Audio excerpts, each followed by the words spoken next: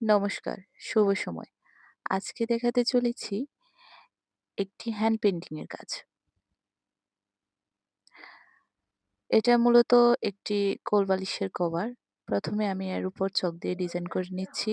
অনেকে হচ্ছে পেন্সিল অথবা কলম দিয়ে ড্র করে অথবা কেউ হচ্ছে ডিরেক্ট রং করে।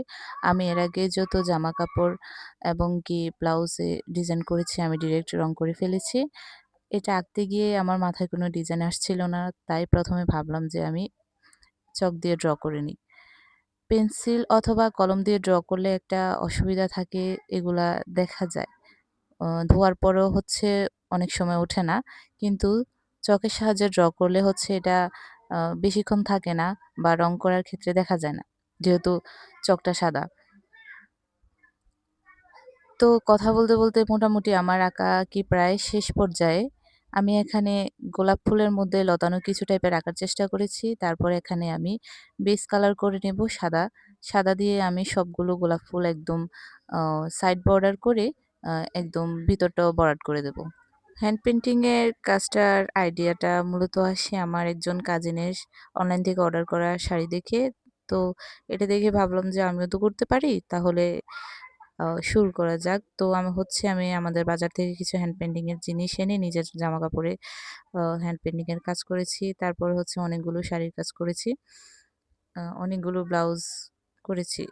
সবগুলোই আমার পরিবারের অথবা আমার বাড়ির মানুষের করা। বাইরে থেকে অর্ডার নিয়ে এখন পর্যন্ত কোনো কাজ করা হয়নি।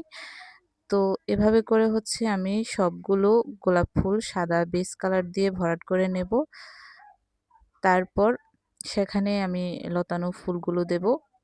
মূলত এখানে আমি লতানো কিছু পাতা ব্যবহার করেছি। মোটামুটি আমার অনেকগুলো হ্যান্ড পেইন্টিং এর কাজই করা হয়েছে।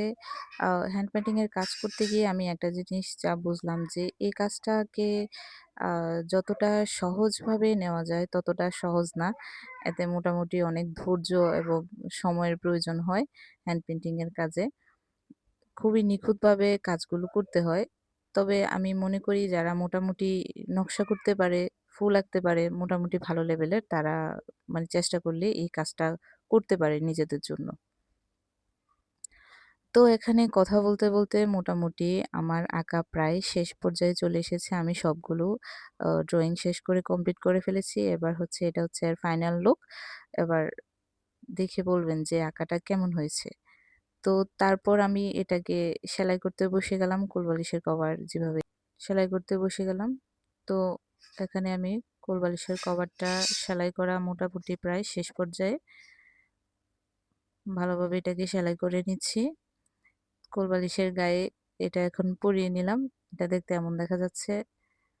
তো আপনাদের কাছে কেমন লাগছে নিশ্চয়ই জানাবেন। ধন্যবাদ।